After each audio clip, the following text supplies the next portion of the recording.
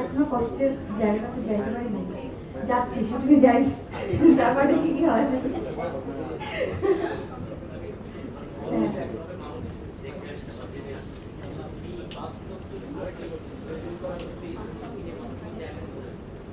সবাই যে আমাকে গল্প নিয়ে জিজ্ঞেস করতেছে, গল্প কিন্তু গল্পের জায়গায় এখনো ঠিকঠাক হবে বলেছে। অনেক কাজ আছে, আমি যাই শুটিং এ, শুটিং শেষ করে এসে বলে দেবো।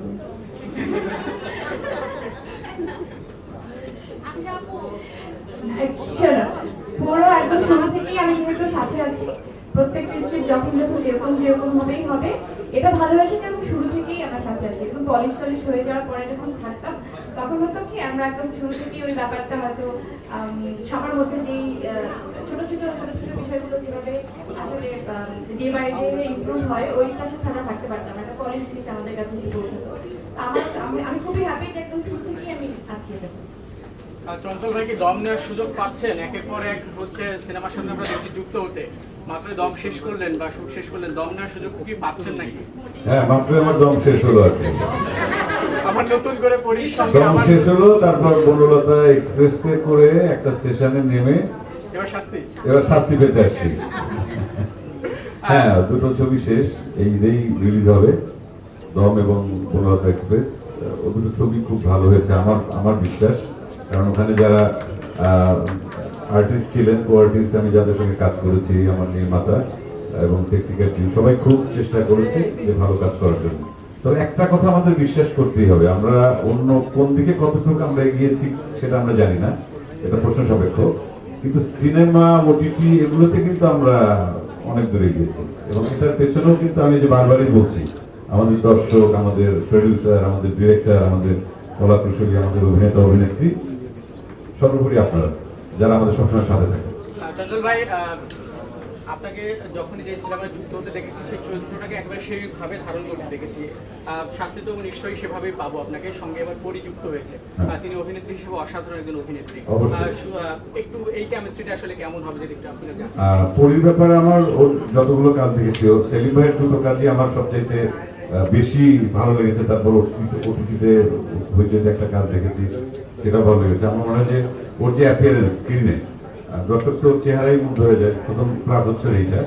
আর সেই সাথে ওর যে অভিনয় দক্ষতা আছে, আমার মনে হয় যে ওকে নিয়ে আরো অনেক ভালো ভালো কাজ নির্মাতাদের করা উচিত বা ওকে এক্সপ্লোর করা উচিত। এটা আমার পরি সম্পর্কে আমার ব্যক্তিগত মতামত। এটা পরির কাছে যদি একই প্রশ্নটা পরির কাছে,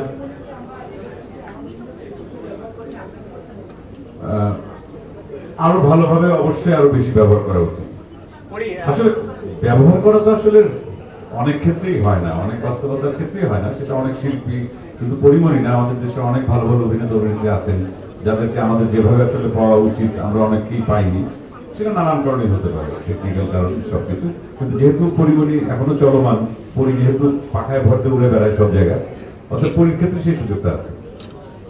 পরীর কাছে যদি একটু জানতে চাই, চঞ্চল ভাইয়ের অভিনয় আমরা বারবার মুগ্ধ হই, আপনিও মুগ্ধ করেন। আসলে সেই জায়গা থেকে প্রথমবারের মতো একসঙ্গে দুজন স্ক্রিন শেয়ার করছেন, আর সেই এক্সপিরিয়েন্সটা জানতে চাইবো কেমন হবে, বা আপনার এক্সাইটমেন্টটাও জানতে চাইবো।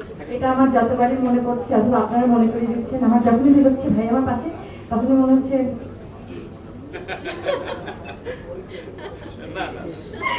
কি বলবো। আচ্ছা,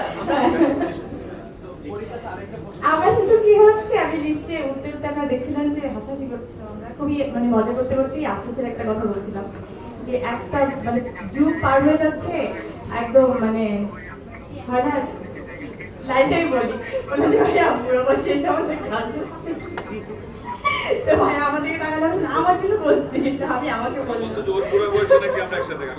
চঞ্চল ভাই এখনো ইয়াং, আসলে মানে হয় না যে ওই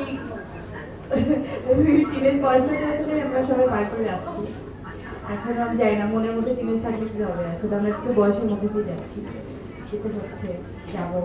তো আমি জানি না, হয়তো এভাবেই লেখা ছিল আমাদের, এভাবে কাজ হবে, কিন্তু আমি চাই এই কাজটা অনেক মানে অনেক ভালো হোক, সবাই অনেক পছন্দ করে। পেলেন, অবশেষে পেলেন চঞ্চল ভাইয়ের সাথে, নিজেকে কিভাবে তৈরি করছেন? এই যে বললাম পুরো টিমের সাথে আজকে যেভাবে আমি যুক্ত হচ্ছি, আজকে থেকে যাত্রা শুরু হচ্ছে, আপনাদের সবাইকে সাক্ষী রেখে যাত্রাটা শুরু করতে পারছি আরো স্ট্রংলি। হ্যাঁ, আপনার